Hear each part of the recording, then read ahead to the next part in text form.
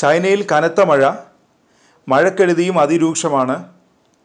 Hannan പ്രവിശ്യയിലെ ഒരു ചെറിയ പട്ടണം വെള്ളത്തിൽ മുങ്ങി. കാരണം 1 വർഷം പെയ്യേണ്ട മഴയാണ് ഇവിടെ 1 മണിക്കൂറിനുള്ളിൽ പെയ്തത്. കനത്ത മഴയിൽ ഹൈവേയിലെ പാലം ഇടിഞ്ഞു വീണു. ചൈനയിലെ ഷാങ്സി പ്രവിശ്യയിലാണ് സംഭവം. 17 കാറുകളും 8 ട്രക്കുകളും വെള്ളത്തിൽ പതിച്ചു. 31 പേരെ കാണാനില്ല. ഇവർക്കായി തെരച്ചിൽ തുടരുകയാണ്. വെള്ളിയാഴ്ച വൈകുന്നേരത്തോടെയാണ് പാലത്തിൻ്റെ ഒരു ഭാഗം തകർന്ന് നദിയിലേക്ക് പതിച്ചത്. പെട്ടെന്നുണ്ടായ പ്രളയത്തിന് പിന്നാലെയായിരുന്നു അപകടം. കനത്ത മഴ തുടരുമെന്നാണ് കാലാവസ്ഥാ മുന്നറിയിപ്പ്.